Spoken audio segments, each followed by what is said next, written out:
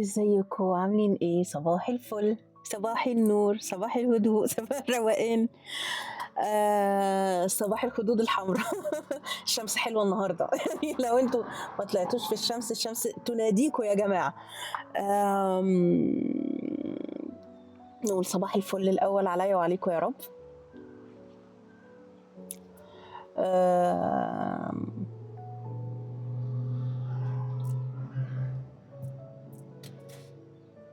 قولوا لي كده، انا مبسوطه بصوت المايك كده. رايق كده ومخلي الصوت عميق كده وموصل المشاعر وابتديت اعرف اتعامل معاه. فقولوا لي برضو ايه رايكم؟ احساسكم واصل منه ولا لا؟ آه آه بمناسبة الفيديو اللي فات واللي هو 50 و 50 وين وين سيتويشن والكلام اللذيذ ده. آه جيت قعدت كده اتساءل واقول اللي هو ايه. طيب انا اعرف منين؟ آه زي ما قلنا كده من 3 فيديوهات تقريبا، اللي هو الطاقة دلوقتي بتقولك اختار مين اللي تدخل معاه الكارما. فأنا اللي هو يا قلبي، أنا سمعتها طبعا.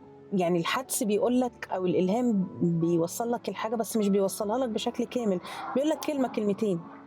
فاللي هو انتوا بتعملوا ايه؟ هو انتوا مش كل ده بتقولوا لنا نخرج من الكارما؟ هو انتوا بتخرجونا من الكارما عشان ترجعونا ليها تاني؟ فاللي هو لا، لا، اللي هو هنشتغل بعض. فقعدت قلت طب خلاص يا لا، سلميها لله كده ونشوف. يعني ان شاء الله الحدس بس ما قالش غير كلمه مش اكتر. انت في حاجه محتاجه تكمليها عشان تفهمي بقيه الرساله. فاللي هو فات 3 ايام وابتدى الحدس فعلا يقول لي كلمه كلمه. فاللي هو ايه، ابتديت اوصل حبه حبه ان هو كده كده طول ما انت عايشه في الدنيا في كرمات. الكرمات هي بس افعال بتتكرر، بتكرريها بنفس الطريقه بتديكي نتيجه مش مرضيه ليكي، بتحاولي تدوسي قوي في الحاجه فبتديكي نتائج سريعه، بتحسي ان انت هتكسبي بس في الاخر بتتبخر ما بتكسبيش. يعني ممكن ناخدها بطريقه سهله، اللي هو لا، ما بتكسبش، ما بتكسبش، ما بتحققش حاجه حقيقيه، ما بتحققش شغل حقيقي، ما بتحققش فلوس حقيقية، ما بتحققش بتحقق الحاجة وبتهرب منك، بتحقق الحاجة وبتبوظها، بتحقق الحاجة على أساس إن أنت فاكر إن أنت حققتها، بتدي لحد كتير، بتدي شغل كتير وبعدين الحاجة دي ما بتديلكش. فأنت هنا وقعت في الكارما. فاللي هو طب هو في حد هنا ما عندوش كارمات؟ لا. امال انت قاعد على الارض بتعمل ايه؟ هو انت، طب هو انت ملاك ما بتغلطش؟ لا، انا انسان، انا بني ادم. طيب يبقى في كرمات انت هتخش فيها. طب معنى كده ان انت وحش؟ لا. معنى كده ان انت يعني انا الفترة اللي فاتت اللي هو تعالوا نهرب الهروب الكبير من الكارما. تمام، ما ده كان صح ساعتها، بس كل مرة بتعدل حتة في كده في المكعب. عارفين المكعب المربع كده اللي ملون كتير قوي، تقعدوا تعكسوا وتيجوا كده وتيجوا كده، فكأن انت عمال تلعب اللعبة دي طول حياتك. طب نجيب البتاعة دي كده، طب المربع ده كده، ايه ده بقى فيه 3 اخضر، ايه ده نقلب كمان ده فيه 3 اخضر وفيه 4 احمر، مش عارف ايه، نقلب نلاقي الاحمر نقص واحدة والاخضر زاد واحدة والمربع الازرق زاد واحدة. فانت طول الوقت تروح وترجع تكمل تلاقي حتة وقعت، مش عارف. فالحياة عاملة زي المربع ده بالظبط.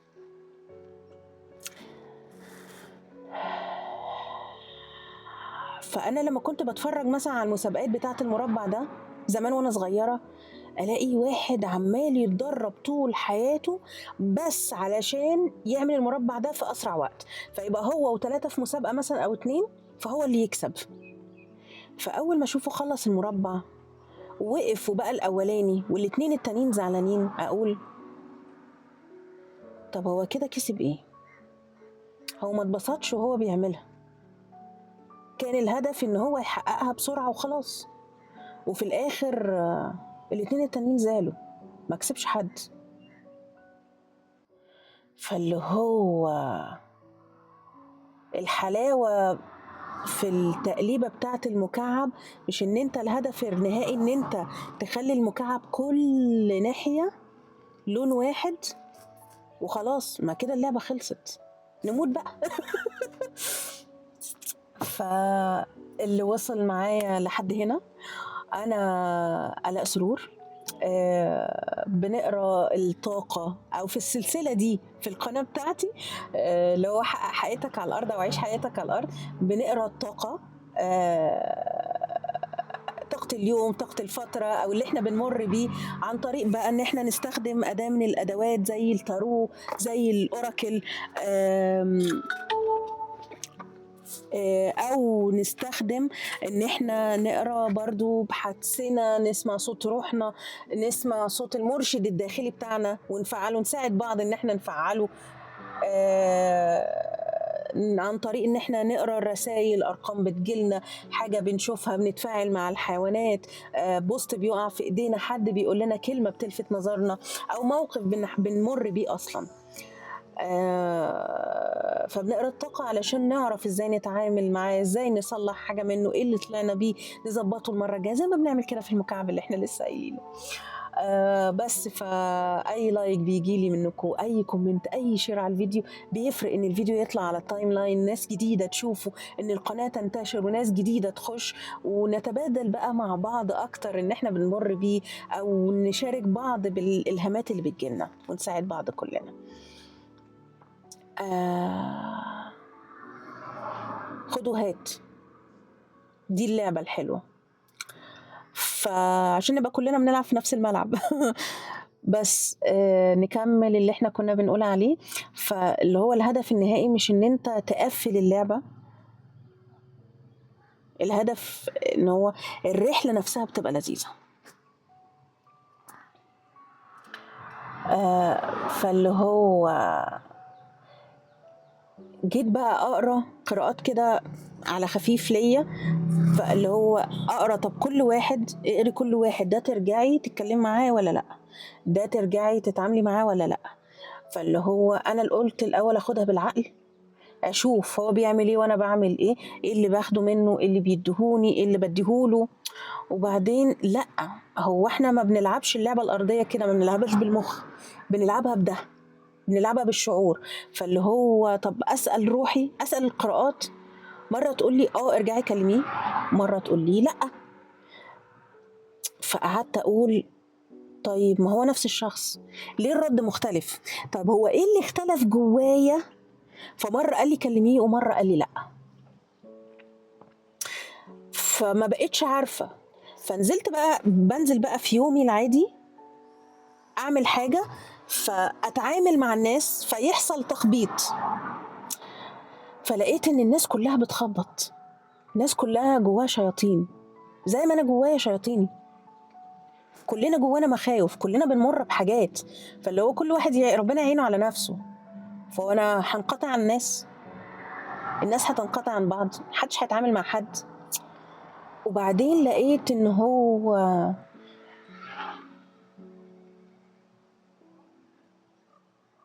كل واحد ليه شياطينه.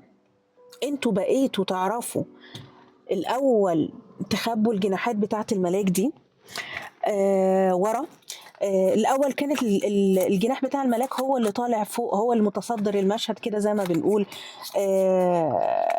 فبقيت دلوقتي الجناحات بتاعت الملاك دي، استنوا اجيب لكم الكارت اللي انا شايفه صورته قدامي دلوقتي.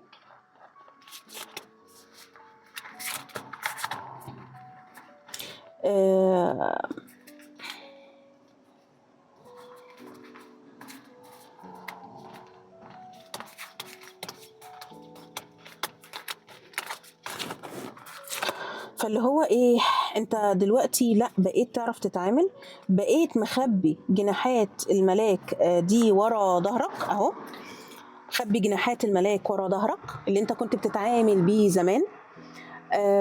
بتستقبل الالهام، تعرف تتعامل ازاي. الاول كان جناحات الملاك هي اللي انت ظاهرها، هي دي اللي انت مطلعها للناس، فكنت بتتأذي، فابتديت تخبي جناحات الملاك وتطلع الظلال بتاعتك، فبقيت تاكل الناس تعضهم او هم يعضوك، ما هم مطلعين ظلالهم زيك.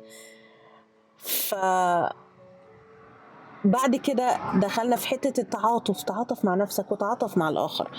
وبعد كده اللي هو ابتدينا اللي هو نروح من مرحلة الانفصال لمرحلة الاتصال، فكأن هم شدوك قطعوك كده عن نفسك وعن الآخر، اللي هو انفصل. فانت فاهم ان انت بتخش جوه نفسك، بس ده في انفصال داخلي، اللي هو انت مش عارف تتعامل مع التاني، اللي هو الناس كلها جواها شياطين، الناس كلها عماله تخبط فيا، الناس كلها، فلازم انا ادافع عن نفسي واخبط انا كمان.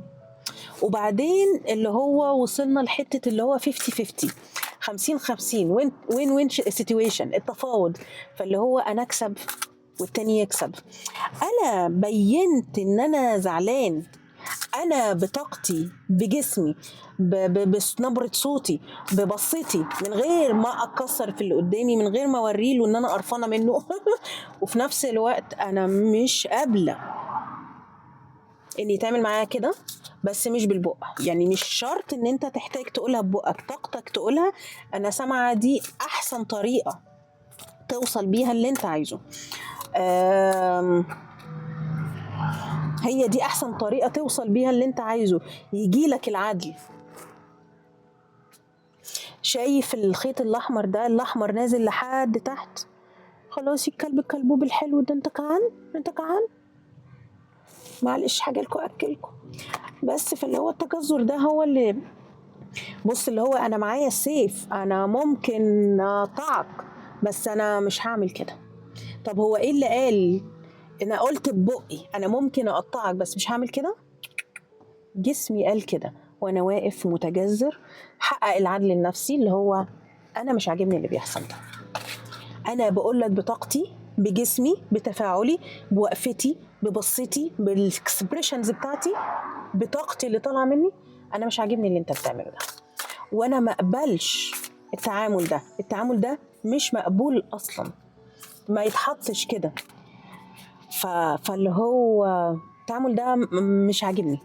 فانت كده عملت حاجه من غير ما تعمل حاجه، انت وريته من غير ما تعمل حاجه، من غير ما تتحرك. فانا سامعه دي احسن حاجه انت وصلت لها دلوقتي، دي من المواهب الكبيره قوي اللي كانت مدفونه جواك وما كانش ينفع تفعل زمان، كان لازم تعدي بكل المراحل اللي فاتت. فاكرين الفيديو اللي فات اللي هو لو يرجع بيا الزمان تاني 1000 مرة هعمل نفس اللي عملته تاني كل مرة، اللي هو كل مرحلة انت عديت بيها ما كانتش غلط، كل حاجة انت عملتها زمان ما كانتش غلط، كل حاجة انت مريت بيها واتعملت فيك ما كانتش غلط، كل ألم اتألمته، كل حاجة انت عديت بيها، كل فرحة، حتى الناس اللي انت فرحت معاهم وسبتهم ما بقاش ينفع، حتى الناس اللي انت زعلت منهم ورجعت الأمور تاني لمجاريها،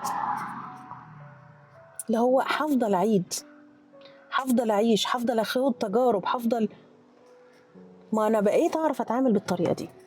عارف اللي هو أنا بقيت أعرف أقول لك بطاقتي، بجسمي، إن أنا مش عاجبني اللي بيحصل ده، مش عاجبني اللي واصلني منك ده. شايفين البندول اللي نازل ده أو زي بتاع الساعة اللي هو رايح وجاي بتاعتك دي مش عجباني.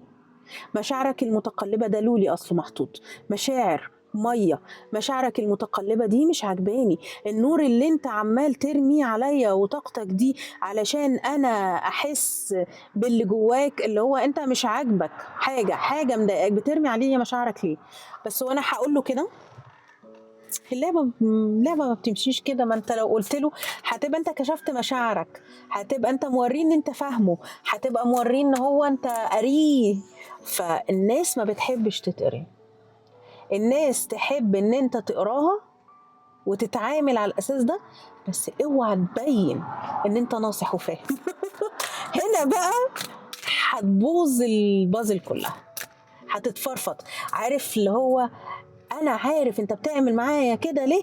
بو، اسمع بو بقى، كانك انت سمعت بالطاقه، كانك عملت بو بالظبط.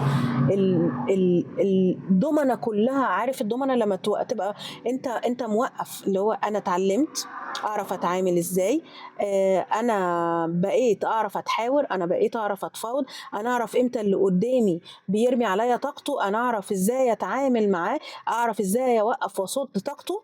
فانت كل ده انت مركب كده، فاللي هو انت المفروض تكسب في الاخر، ان انت بنيت البنى ده كله، او بنيت البرج بتاع الكوتشينه اللي بيعملوه ده.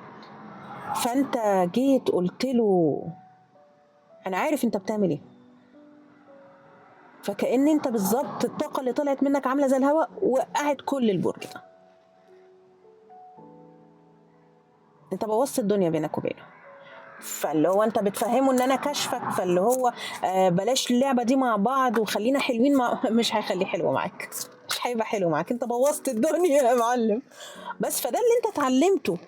انت دلوقتي بقيت تعرف تستخدم ظلالك بس من غير ما تنهك ظلالك. الفتره اللي فاتت كنا بنستهلك ظلالنا بس بننهكها. يعني حتى بقالي فتره، حتى كان في فيديو كده عملناه، اللي هو ظلي يا ظلي، تعبت يا ظلي، تعبت يا ظلي. كان دي المقدمة بتاعة الفيديو، وبعمل كده ايه اللي انا بمر بيه بأول اليوم، لحد ما قرأت القراءة عشان نفهم الطاقة، نلقطها من الكون، نتعلم مع بعض نلقطها ازاي من الكون، وانا بتعلم معاكم انتوا اكيد يعني. ده بيفعل حاجة جواكم كده، تعرفوا تقروا بعدين ان شاء الله في حياتكم اليومية، حتى لو ده ما بتطلعهوش يعني جوه مع نفسكم.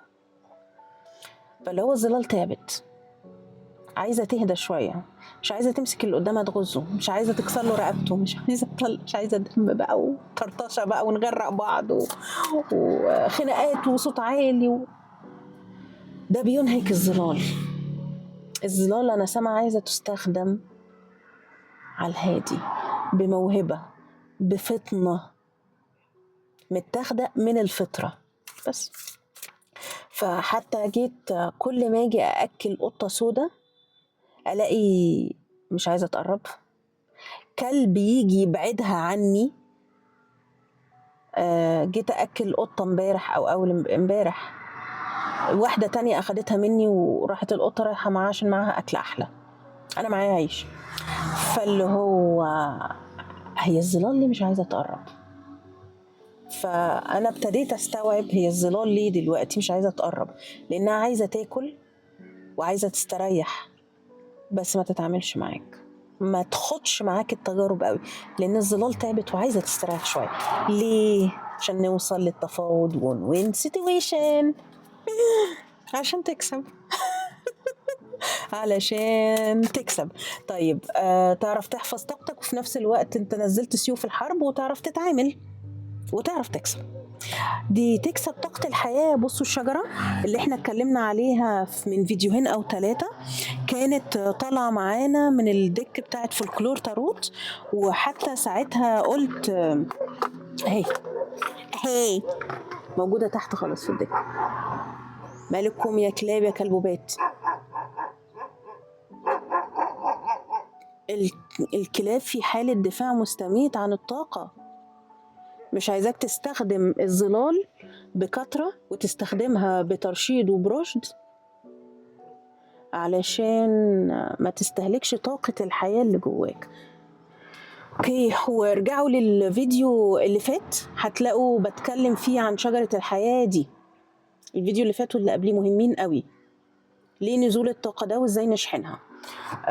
بس تعالوا نفنط الأول 3 تفنيطات.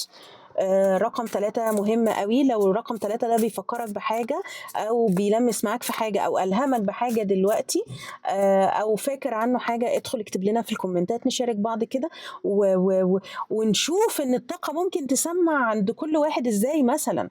فاللي هو نتعلم يعني، ده هيعلمنا، هيكسبنا وعي أكتر.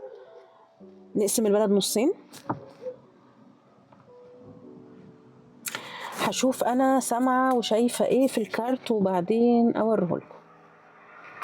الاتنين دول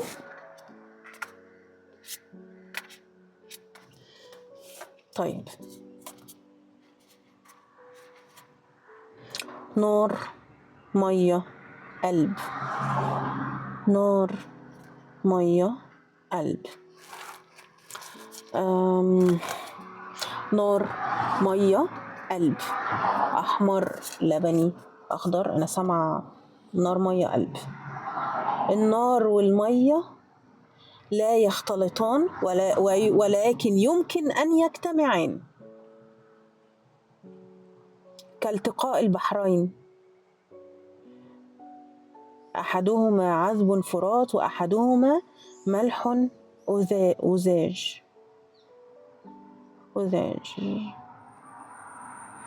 النار والمية، المية المشاعر الكتيرة قوي، والنار فيها من استخدام الظلال وتفعيلها.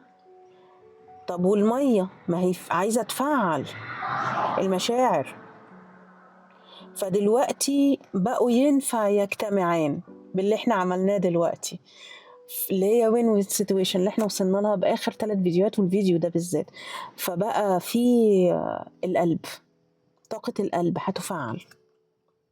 هتفعل مع عطائك، هتفعل مع شمسك، ثقتك، حبك لنفسك، تقديرك لذاتك، وفرة داخلية، وفرة من الناس من بره، فلوس، مكاسب، زراعة، حصاد، حب، خير، عطاء، مشاركة، تفاوض.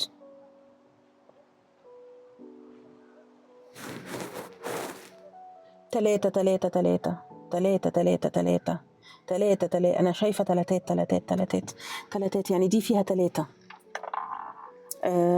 وبعدين دي أنا شايفة 3. فاللي هو أنا سامعة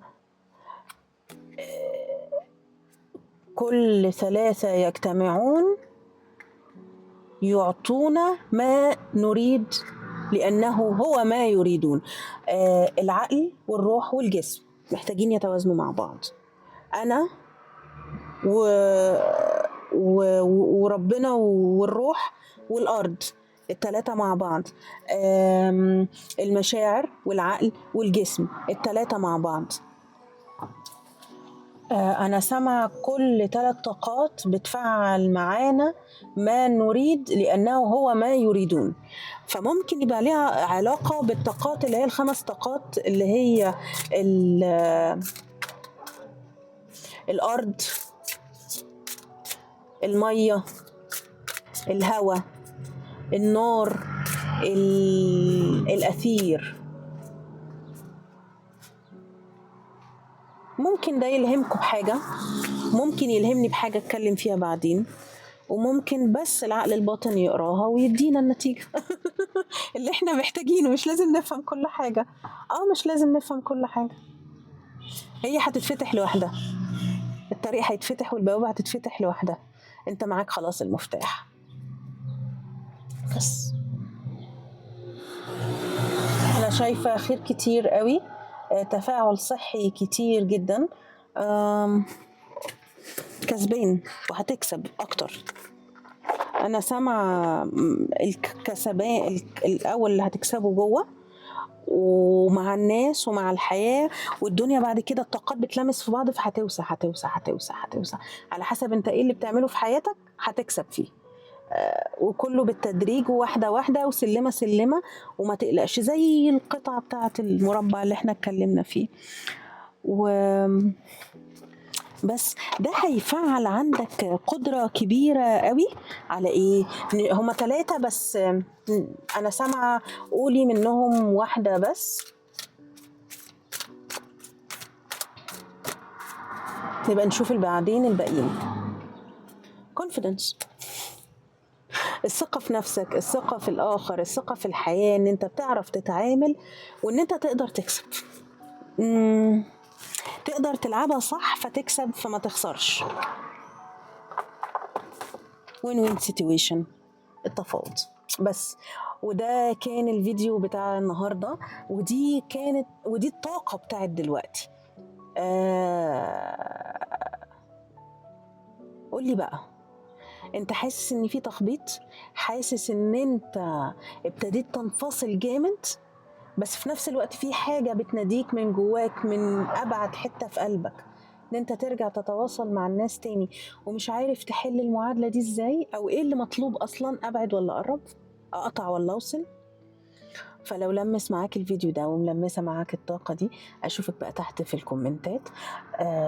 قولي أنت بتمر بإيه دلوقتي، أو ناقشني في الفيديو، أو قولي الحاجات اللي احنا قلناها رقم 3، مش عارف الحاجات اللي احنا قلناها في الأول، جين 50، أو أي حاجة لمسك معاك في الفيديو ده. حط لي لايك، كومنت، شير، خلينا كده ننتشر، نتشاف على التايم لاين، يخش لنا ناس جديدة، طاقات جديدة، لأن ده كله هيساعدنا إحنا الأول قبل ما يساعد الناس الجديدة. بس وكان معاكم آلاء سرور بنقرا الطاقة بحدسنا، عن طريق ان احنا نسمع الذات العليا، عن طريق ان احنا نستخدم أداة زي التارو، عن طريق ان احنا نشوف الرسائل حوالينا، نتعامل مع حيوانات، نتعامل مع بني ادمين بحياتنا اليومية العادية. اي موقف يحصل كده على مدار اليوم بيبقى فيه رسالة لينا، فبنحاول نقراها. بس واشوفكم تحت الأول، واشوفكم بعدين في الفيديو اللي جاي. يلا سلام. والفيديو اللي جاي هنبقى نتكلم عن، ولا اقول لكم ما تيجي نشوف. يلا باي.